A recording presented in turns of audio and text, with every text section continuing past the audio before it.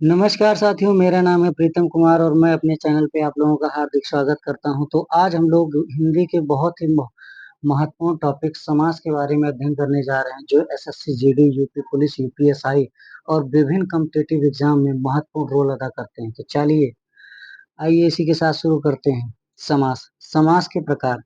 समास जो है 6 प्रकार के होते हैं। कितने प्रकार के? 6 प्रकार के होते हैं। पहला हो गया अव्ययी भाव समास, दूसरा तत्पुरुष समास, तीसरा द्वंद्व समास, चौथा बहुब्रीहि समास, पांचवा कर्मधारय समास और छठा द्विगु समास। तो चलिए देखते हैं सबसे पहले अव्ययी भाव समास के बारे में। इस समास का पहला पद अर्थात पूर्व पद प्रधान होता है। इसकी पहचान शब्द का पूर्व पद में जैसे क्या आता है? आ, अनु, आ, प्रति, हर, भर, यथा और आवत आदि होता है। दूसरे शब्दों में कहा जाए तो वह समास जिसके पूर्व पद में उपसर्ग आता है उसको क्या बोलते हैं? अव्ययी भाव समास आते हैं। जैसे आप देख सकते हैं कि समस्त पद, पूर्व पद और उत्तर पद दिया गया है। यहाँ पर समस्त पद, पूर्व पद, उत्तर पद। तो अनुकूल, अनु, धनकूल मिलाकर के क्या हुआ? अनुकूल। इसमें अनु जो है वो उपसर्ग है। आजन में जैसे देख सकते हैं आ उपसर्ग लगा है, जन्म उत्तर पद है। प्रतिदिन में प्रति उपसर्ग लगा है, दिन उत्तर पद है। भरपेट में भर और पेट, यथा संभव में यथा, धन संभव मिलाकर के यथा संभव। प्रतिकूल में आप देख सकते हैं प्रति उपसर्ग है, कूल, प्रतिकूल। आगे देखेंगे तत्पुरुष समास। दूसरा समास है तत्पुरुष समास। इसकी परिभाषा, इस समास का बाद वाला पद या अर्थात उत्तर पद प्रधान होता है। इस समास के ऑलरेडी 6 भेद होते हैं इसके अपने अंदर। नोट, तत्पुरुष समास के 6 भेद को कारक की विभक्ति, पूर्व पद और उत्तर पद का मुख्य शब्द के आधार पर पहचाना जा सकता है। जैसे आप पहला देखेंगे कर्म तत्पुरुष समास, पहला भेद। तो यहाँ पर देखेंगे समस्त पद, विग्रह और कारक की विभक्ति। स्वर्ग को प्राप्त, स्वर्ग प्राप्त यानी कि स्वर्ग को प्राप्त, यहाँ पर को विभक्ति छिपी हुई है। मोक्ष प्राप्त यानी कि मोक्ष को प्राप्त करने वाला, यानी कहने मतलब को विभक्ति है। तेल चट्टा, तेल को चाटने वाला, इसमें भी को विभक्ति छिपी हुई है। गगन चुंबी, गगन को चूमने वाला, यहाँ भी को छुपा हुआ है। यश को प्राप्त, यश प्राप्त। ग्रह आगत, ग्रह को आगत। जेब कतरा, जेब को काटने वाला। रथ चालक, रथ को चलाने वाला। और गिरह कट यानी गिरह को काटने वाला। तो यहाँ पर कर्म तत्पुरुष ऐसा तत्पुरुष है जिसमें को का भाव छिपा रहता है। आगे देखेंगे करण तत्पुरुष समास के बारे में। इसकी पहचान क्या है? इसको कारक की विभक्ति से या के द्वारा पहचाना जाता है। इसमें ये चीजें छुपी रहेंगी। जैसे तुलसी कृत, तो तुलसी द्वारा कृत या तुलसी द्वारा लिखा गया, ठीक है, द्वारा। रस भरा यानी रस से भरा हुआ, से छिपा हुआ है। आगे देखेंगे रोग पीड़ित यानी किससे पीड़ित है? रोग से पीड़ित है। रोग ग्रस्त, ग्रस्त यानी कि रोग से ग्रस्त। करुणापूर्ण यानी करुणा से पूर्ण। भयाकुल यानी भय से आकुल। सुर रचित यानी सुर द्वारा रचित है ये। आगे देखेंगे रेखांकित, किससे अंकित है? रेखा से अंकित। मन चाहा, मन से चाहा, मन से चाहने वाला। पद दलित यानी पद से दलित। मदांध यानी मद से अंधा। शोकाकुल, शोक से आकुल। क्षुधा पीड़ित, क्षुधा से पीड़ित। और अकाल पीड़ित यानी कि अकाल से पीड़ित। आगे देखेंगे संप्रदान तत्पुरुष समास। संप्रदान तत्पुरुष, इसको कारक की विभक्ति के लिए के जरिए पहचाना जा सकता है। जैसे आप देखेंगे शिव अर्पण यानी शिव के लिए अर्पण, यहाँ पर के लिए का भाव छिपा है। देशभक्ति यानी किसके लिए भक्ति? देश के लिए भक्ति। आगे देखेंगे मार्ग व्यय, मार्ग के लिए व्यय, के लिए का भाव छिपा है सब में। रसोई घर यानी रसोई के लिए घर, ठीक है। और विधानसभा यानी विधान के लिए सभा। आगे देखेंगे सभा भवन, सभा के लिए भवन। गौशाला, गो के लिए शाला। पुत्र लोक, पुत्र के लिए लोक। माल गोदाम, माल के लिए गोदाम। राह खर्च, राह के लिए खर्च। स्नान घर, स्नान के लिए घर। डाक गाड़ी, डाक के लिए गाड़ी। परीक्षा भवन। तो ऐसे आप देख सकते हैं विभिन्न उदाहरण दिए गए हैं। अगला देखेंगे अपादान तत्पुरुष के बारे में। अपादान तत्पुरुष समास, इसको कैसे पहचानेंगे हम? इसको पहचानेंगे से किसी चीज से अलग होने का भाव प्रकट होगा, ठीक है। इसमें भी से विभक्ति मतलब कारक की विभक्ति से होगी, लेकिन यहाँ पर क्या होगा कि कोई भी शब्द ये दिखाएगा कि इससे अलगाव प्रकट करेगा। जैसे पदच्युत यानी पद से च्युत यानी अलगाव प्रकट कर रहा है। धनहीन यानी किससे हीन है, धन से हीन है, ये अलगाव प्रकट कर रहा है।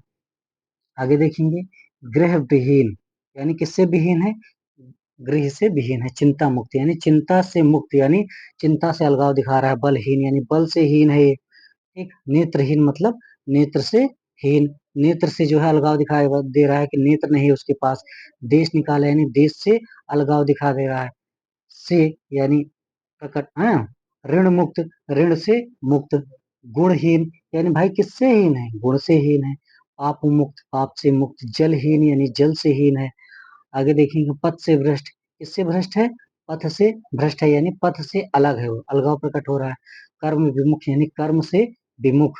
दोष मुक्त दोष से अलगाव प्रकट हो रहा है, दोष दोष से मुक्त। बंधन मुक्त यानी बंधन से मुक्त। अगला समास देखेंगे संबंध तत्पुरुष। इसको कारक की विभक्ति का की के द्वारा पहचाना जा सकता है। जैसे आप देख सकते हैं राजपुत्र यानी कि राजा का पुत्र का, राजाज्ञा राजा की आज्ञा की से कारक विभक्ति। राजकुमार किसका कुमार, राजा का कुमार, विभक्ति का है इसमें। देश की रक्षा देश रक्षा। गृह स्वामी गृह का स्वामी। विद्यासागर विद्या का सागर। पराधीन पर के अधीन। गंगा जल गंगा का जल। अन्नदाता अन्न का दाता। देश सेवा देश की सेवा। लोकनायक लोक का नायक। राम राज्य राम का राज। तो इस तरह आप विभिन्न उदाहरण और भी देख सकते हैं। सेना नायक सूर्योदय। चलिए आगे चलते हैं। अधिकरण तत्पुरुष समास। इसमें क्या है, इसकी पहचान कैसे होगी कि इसमें में और पर द्वारा पहचाना जा सकता है। कारक की विभक्ति आती है, जैसे शोक मग्न यानी शोक में मग्न। ठीक है, आगे देखेंगे पुरुषोत्तम, पुरुषों में उत्तम में आया है। आप बीती आप पर बीती पर आया है। गृह प्रवेश गृह में प्रवेश। और लोकप्रिय लोक में प्रिय यानी में आया है। धर्मवीर यानी धर्म में वीर में आया है। कला श्रेष्ठ कला में श्रेष्ठ। पुरुषिंह पुरुषों में सिंह में आया है। कवि श्रेष्ठ कवियों में श्रेष्ठ। नगर प्रवेश नगर में प्रवेश। रणशूर रण में शूर। आगे देखेंगे सर्वोत्तम सर्वों में उत्तम। कला प्रवीण कला में प्रवीण। शोक में मग्न। कार्य दक्ष और कार्य में दक्ष। आगे देखेंगे कर्मधारय समास। तो यहाँ पर आप देख सकते हैं इस समास का बाद का अर्थात उत्तर पद प्रधान होता है। इस समास का प्रथम पद विशेषण और दूसरा पद क्या होता है, विशेष्य होता है। जैसे विशेषण प्लस विशेष्य इसे मिलकर क्या बनता है, कर्मधारय समास। जैसे महाकवि यानी कि महान हो गया विशेषण, और जो कवि यानी संज्ञा, कवि हो गया विशेष है। आगे देखेंगे पहचान। इसके विग्रह में अधिकतर है जो का है जो एक साथ आता है, ये पहचान होती है। आगे देखिए कर्मधारय समास के कुछ महत्वपूर्ण शब्द। जैसे यहाँ पर देखा जा सकता है समस्तपद और विग्रह में। महाकवि यानी महान है जो कवि। महोषध महान है जो औषध। पीत सागर पीला है जो सागर। ठीक है। नराधम अधम है जो नर। पीतांबर पीत है जो अंबर। महावीर महान है जो वीर। आगे देखिए नील कमल मोस्ट इंपॉर्टेंट, नीला है जो कमल। परमेश्वर परम है जो ईश्वर। महात्मा महान है जो आत्मा। नीलकंठ नीला है जो कंठ। आगे देखिए नीलमणि नील लाल मणि सॉरी लाल है जो मणि। महादेव महान है जो देव। अधमरा आधा है जो मरा। और परमानंद परम है जो आनंद। आगे देखेंगे पहचान। कर्मधारय समास में एक पद उपमान और दूसरा पद उपमेय होता है। जब उपमान और उपमेय की तुलना हो जाए तो इसके विग्रह में से समान के सदृश आता है। जैसे चरण कमल, तो यहाँ पर आप देखेंगे चरण के समान कमल के समान चरण। मृगलोचन मृग के समान लोचन। वायु वेग वायु के समान वेग। लता देह लता के सदृश देह। आगे देखेंगे चंद्रमुख चंद्रमा के सदृश मुख। और लौह पुरुष लोहे के समान पुरुष, विद्या रत्न, विद्या के सदृश रत्न। द्विगु समास, इस समास का पूर्व पद संख्यावाची होता है और अंतिम पद संज्ञा होता है। जैसे इसका उत्तर पद प्रधान होता है, जैसे द्विगु समास से समूह का बोध होता है। जैसे चतुर्दिक, चार दिशाओं का समाहार। त्रिफला, तीन फलों का समाहार। त्रिभुवन, तीन भुजाओं का, त्रिभुवन तीन भुवनों का समाहार, और त्रिभुज मतलब तीन भुजाओं का समाहार। चौराहा, चार राहों का समाहार। आगे देखेंगे अठन्नी, आठ आनों का समाहार। क्या होगा?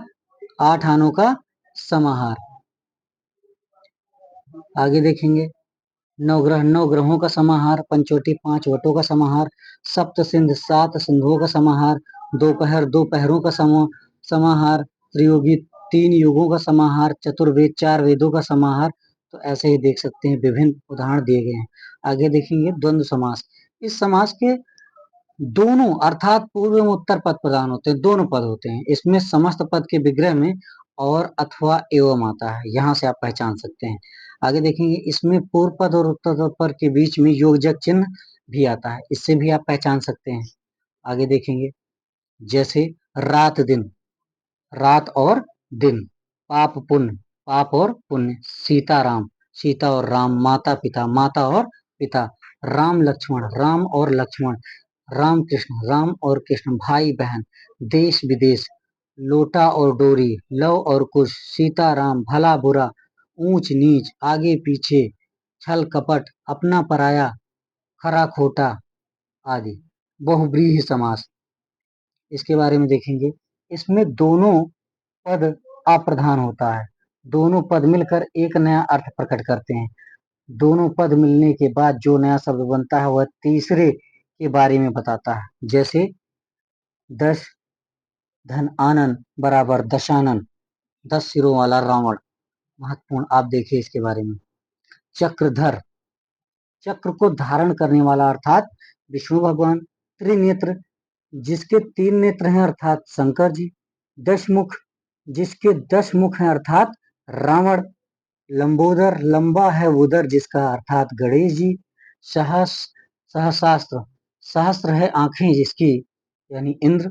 एकदंत, एक है दांत जिसके अर्थात गणेश जी। खगेश, खगों का ईश है जो गरुण।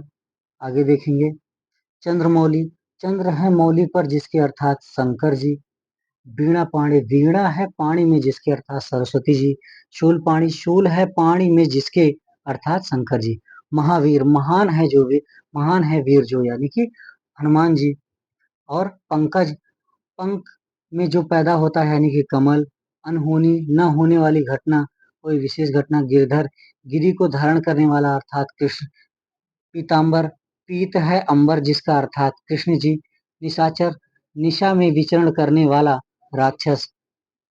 त्रिलोचन, 3 है लोचन जिसके अर्थात शिव जी।